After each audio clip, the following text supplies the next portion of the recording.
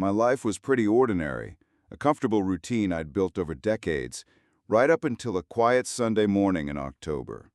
That's when something happened in my sleep, a visit that blurred the lines between dream and reality, leaving me with a physical sensation of love so intense it defied everything I thought I knew. I was suddenly convinced that beings of pure energy exist beyond our world and can reach out to us.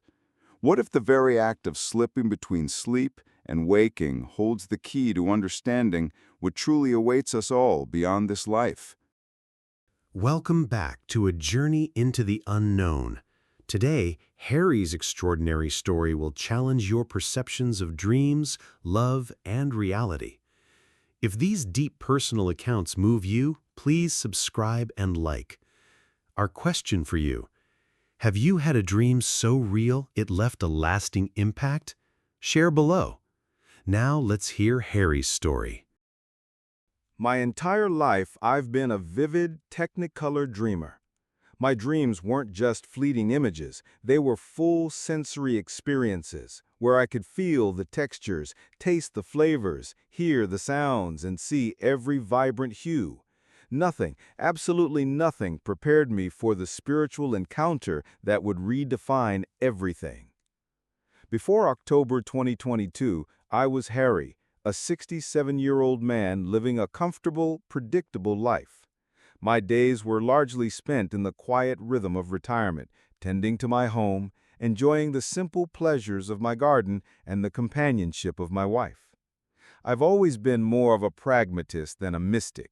My childhood had Lutheran roots, and while I carried a certain respect for spiritual concepts, I wasn't what you'd call a devoutly religious man. My belief leaned more towards a cosmic force, an overarching energy, rather than a personal deity with human characteristics who micromanaged individual lives. I'd always believed in the soul, that intangible essence of our being, but I imagined heaven as a state of mind, an internal landscape, a continuation of our dream world after we shed our physical forms.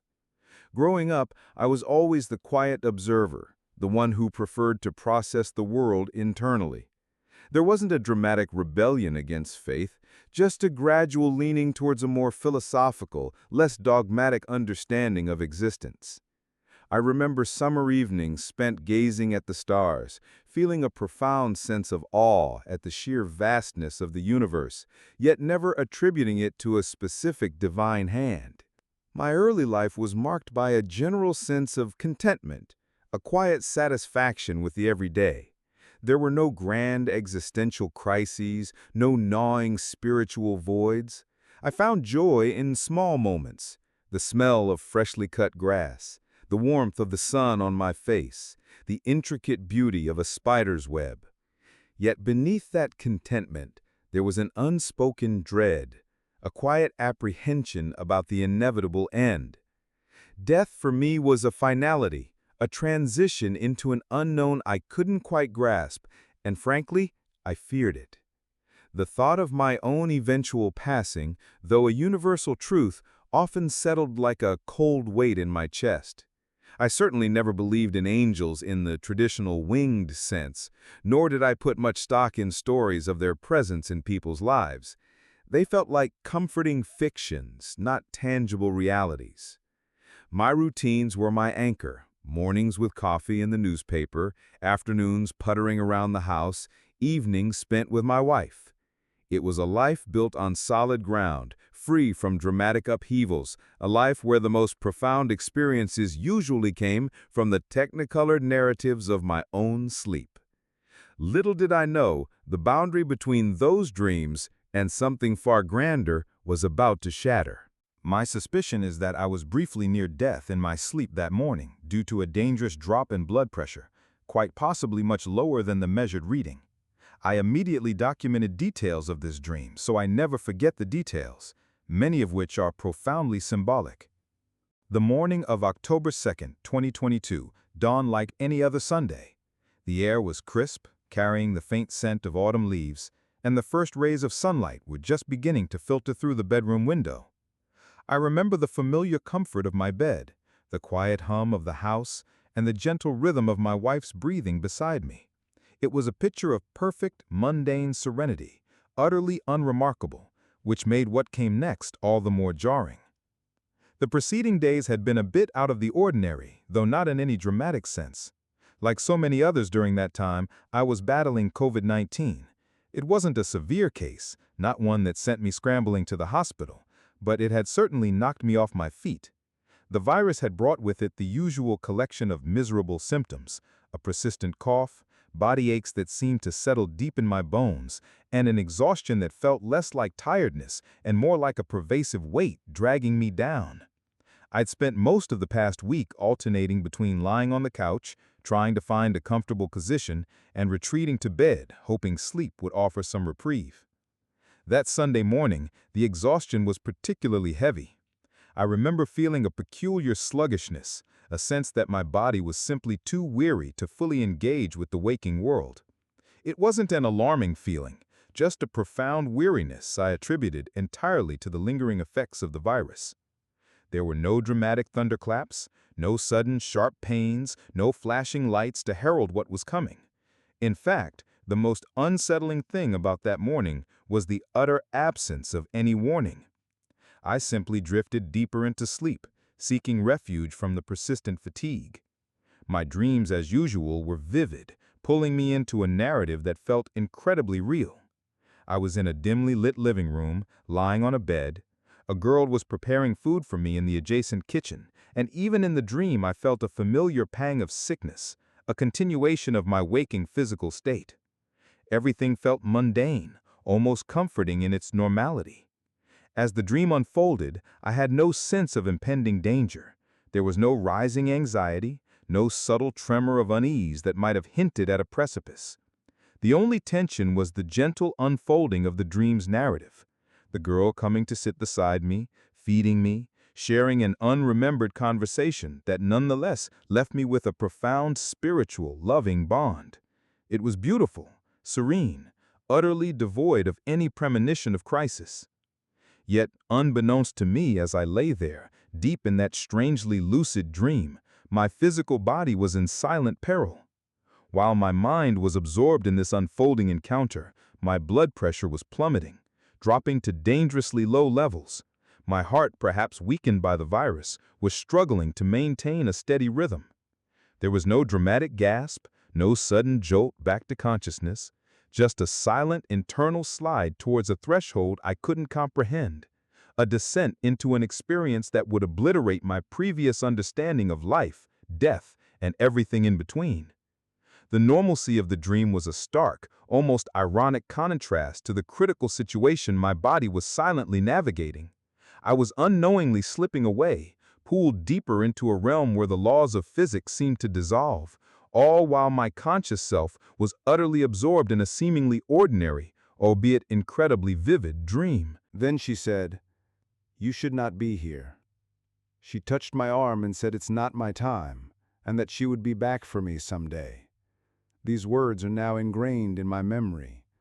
Then, in our embrace, I was suddenly overcome by a beautiful, powerful, overwhelming spiritual rush or explosion of pure love and peace emanating from her into me. The shift from the mundane dreamscape to something utterly beyond was seamless, yet shattering.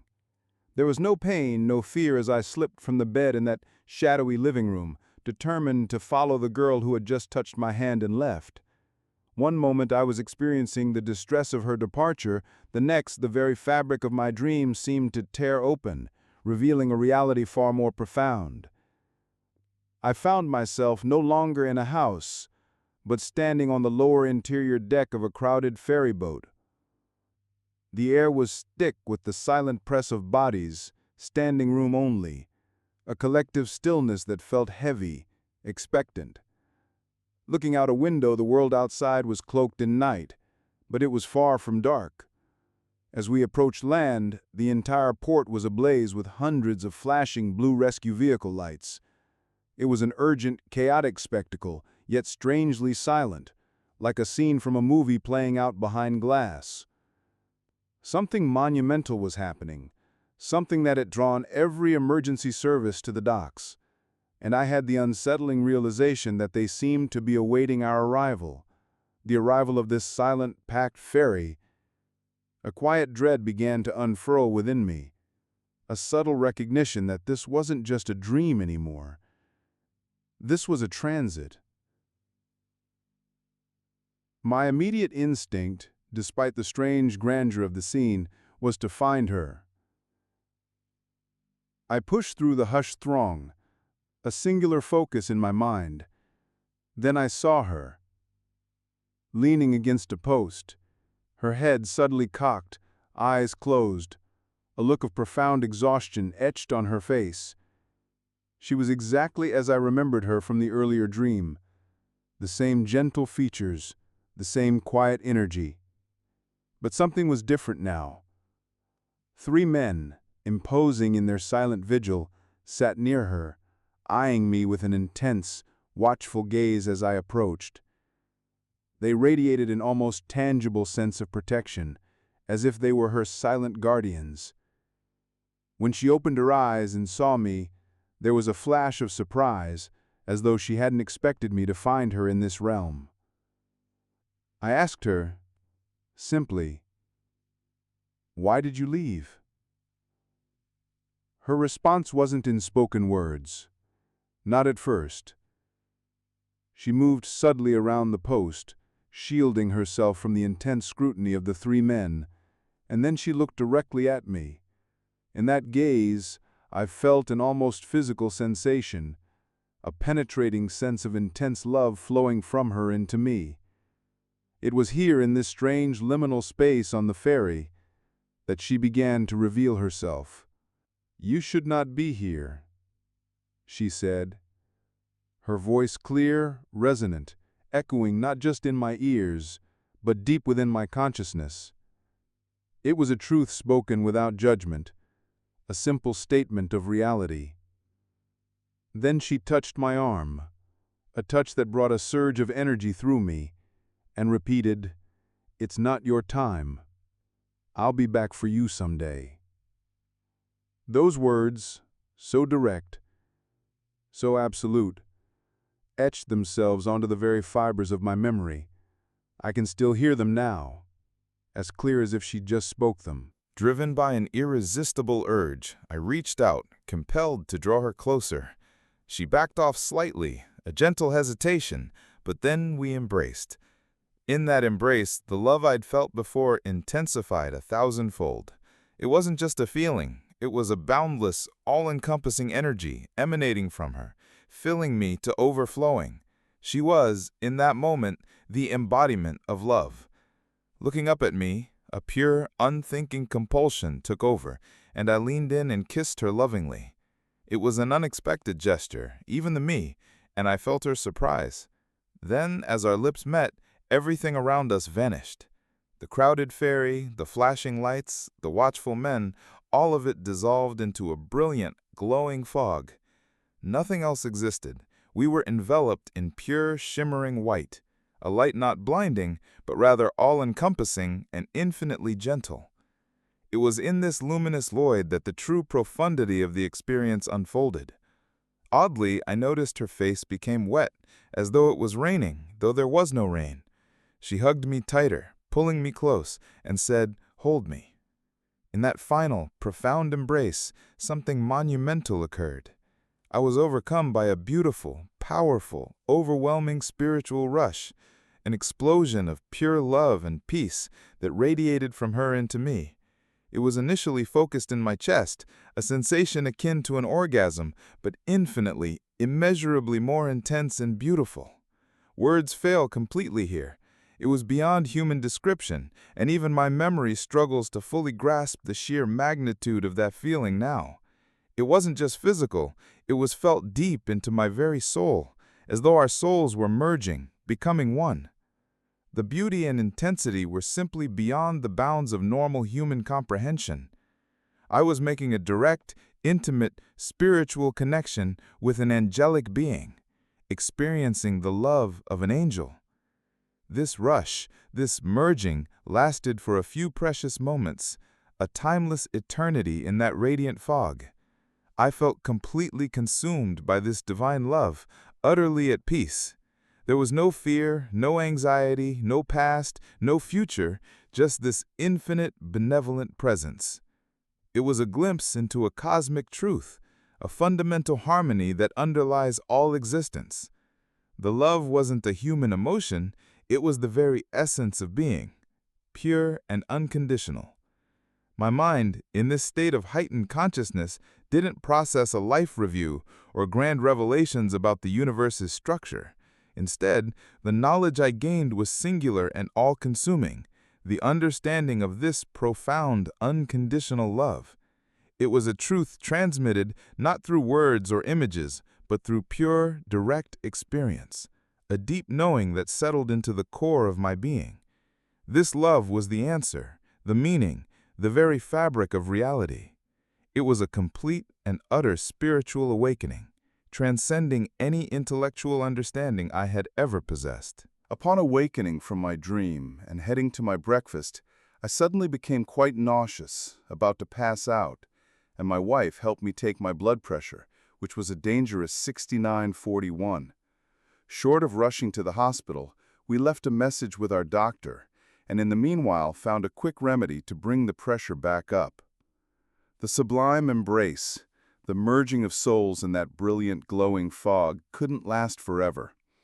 The feeling of absolute, cosmic love, which had consumed me entirely, began to stretch, like an elastic band pulled taut. The awareness of the ferry, the crowd, and the physical world started to seep back in, gently at first, then with increasing pressure. Suddenly, the crowd surged towards the boat's exit, a torrent of silent, unseen beings, and I felt the spiritual connection, that profound link between us, snap. It wasn't a violent break, but more like a rubber band letting go, leaving a tangible, yet ethereal piece of her soul still attached inside me. I was losing her, and though I could still perceive her wanting to maintain that spiritual tether, we were torn apart, swallowed by the press of the throng. The dream, in its lingering fragments, continued to pull me. The boat began unloading its passengers, and I saw a guard at the port shouting, trying to halt the rush, declaring that we should not be there. Another woman, her silver hair shimmering, her white gown sparkling, flashed some kind of pass at him, and a huge, rusty metal gate creaked open, waving the crowd through. I didn't pass through that gate. Instead, I found myself off to the side, stepping into an incredibly beautiful field. The sunlight was brilliant, blinding almost, yet gentle on my eyes. My mind, still in the throes of the experience, was frantically searching for her, hoping my angel might be there in this new, pristine landscape. But the field was empty. Then, just like that, I awakened. The return was not a gentle awakening into the familiar warmth of my bed. It was a jarring, almost violent re-entry into a body that felt alien, heavy, and deeply unwell. The cosmic love I had just experienced was replaced with a wave of intense physical discomfort. My stomach churned with a sudden, overwhelming nausea, a profound disorientation washing over me. I tried to push myself up, but my limbs felt like lead, my head swam, and for a terrifying moment I truly thought I was about to pass out. My wife, sensing something was wrong, was immediately there. She helped me, her concern etched on her face as we took my blood pressure. The reading was alarming, a dangerous 69/41, with a pulse of 46. It was a stark, brutal contrast to the boundless freedom and love I'd felt moments before. My first coherent thoughts were a swirl of confusion and a profound, aching sense of loss. Where was she? How could I be back here in this heavy, aching body after experiencing something so transcendent? The brilliance of that all-encompassing love had vanished, replaced by the mundane realities of physical sickness. A wave of disappointment, almost grief, washed over me. I was ready to stay with her, without hesitation, in that ethereal realm. The sheer beauty of that connection was something I wanted to cling to, but it was gone, leaving behind only a vivid, aching memory and a strange lingering sensation in my chest, a piece of her, still there. Physically, I felt drained, profoundly weak. The body aches from the COVID-19 felt amplified, a cruel reminder of the earthly tether I had just been snatched back to. My mind, however, was in overdrive. The clarity of the experience, the angel's face, her words, they were burned into my consciousness, sharper and more real than any memory from my waking life. I desperately needed to hold on to it. That very morning, driven by an urgent need to preserve every detail before it faded, I meticulously documented everything I could recall of the dream, knowing its profound significance. When our doctor called back, his tone was grave, emphasizing the life-threatening nature of such low blood pressure. He advised us to go to the emergency room immediately if it didn't stabilize. My wife, pragmatic and loving, helped me find a quick remedy, salt water, to try and bring my pressure back up. It slowly worked, but the experience left me with a chilling suspicion. I had likely been closer to actual death than I ever realized, my blood pressure probably plummeting even lower while I was in that profound spiritual state. Later that day, still reeling from the physical and spiritual shock, I tried to share fragments of what had happened. I spoke to my wife, trying to convey the ineffable, the sheer intensity of the love and the angelic encounter. Her reaction was one of loving concern, but also a quiet bewilderment. How do you describe merging with an angel to someone who hasn't experienced it? The depth of the spiritual connection, the complete dissolution of self in that love, it wasn't something easily rationalized or understood through earthly frameworks. I could see the struggle in her eyes, the gentle attempts to interpret it as just a dream, even as my own being screamed otherwise. The world had returned, but I was no longer quite in it in the same way. The abrupt transition from the boundless loving void back to the confines of a sickly body was a profound shock, a constant reminder of what I had glimpsed and then, for now, lost. For weeks, I could still feel a part of her spiritually attached inside me. I missed this angelic girl more deeply than I've ever missed anyone, by far, even the passing of my parents. I now have absolutely no fear of death, and will anxiously welcome that day. The weeks and months following that surreal Sunday morning have been a profound journey of recalibration. My body slowly recovered from the physical onslaught of COVID-19 and the mysterious blood pressure drop, but my inner world had been irrevocably altered.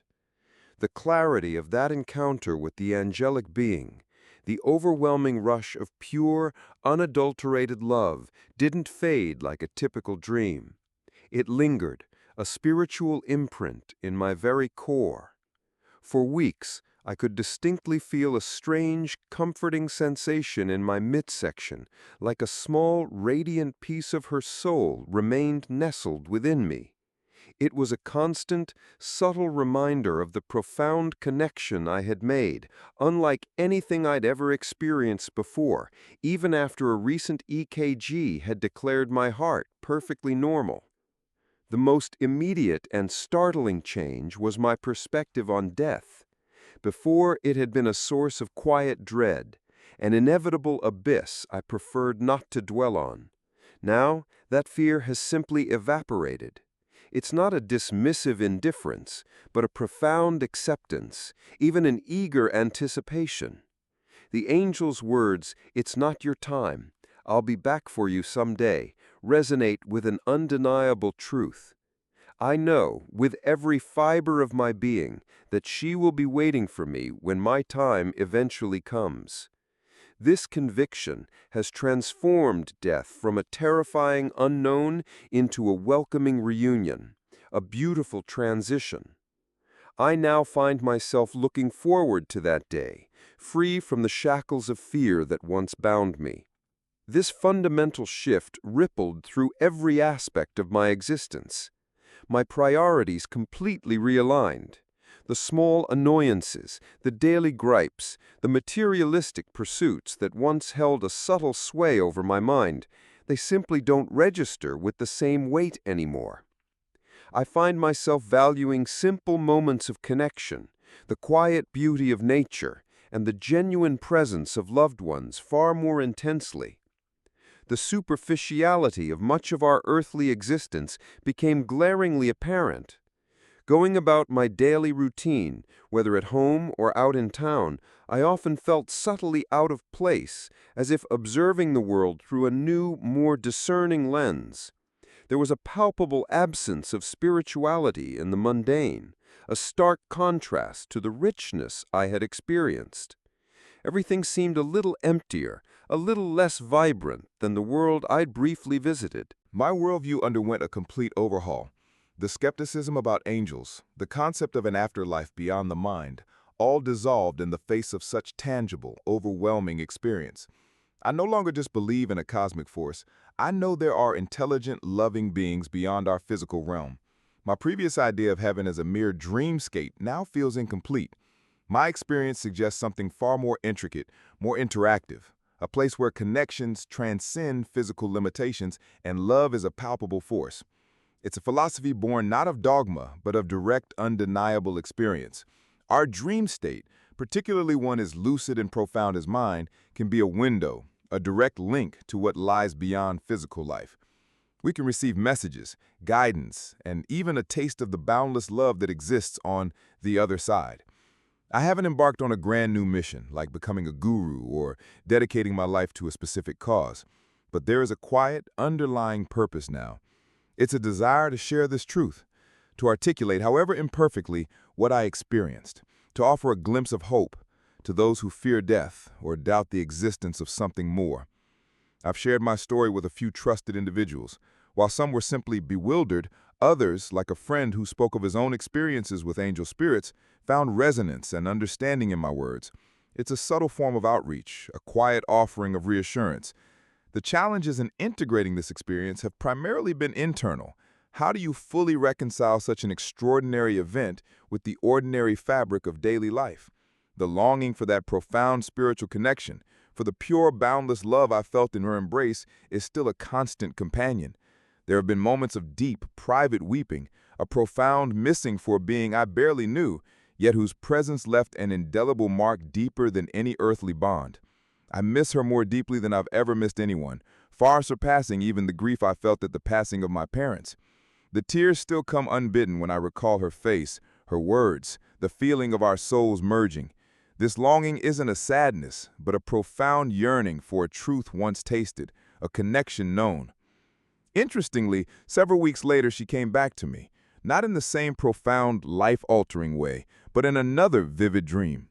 I was in a noisy, dark pub, surrounded by family and friends, when time itself seemed to freeze. The world went silent, drained of color, turning to black and white. Then she was there, sitting next to me. She smiled, touched my upper abdomen, right where I had been feeling that strange, lingering sensation, and said, "You have a piece of me in you. I am always by your side. I will never leave you."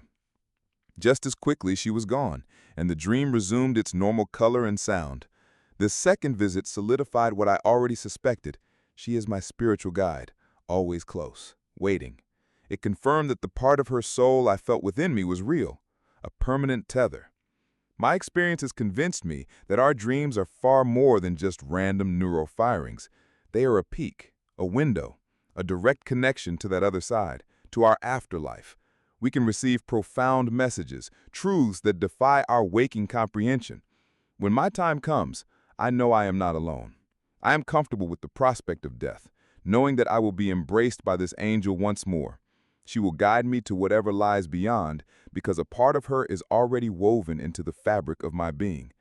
This knowledge, this profound peace, is the ultimate gift of my experience. It is a hope I carry with me, an invitation to everyone to consider that the veil between worlds may be thinner than we ever imagined, and that love, truly, is the deepest reality. Harry's experience offers a truly intimate and personal glimpse into the profound possibilities that lie just beyond our waking perception. To feel such an intense, physical manifestation of divine love is a testament to the incredible mysteries of our existence. If Harry's story resonated with you, please show your support by liking this video and subscribing for more incredible accounts of spiritual experiences. And for our final thought-provoking question, after hearing Harry's story, how might a renewed appreciation for our dream states impact our daily lives or even our spiritual practices?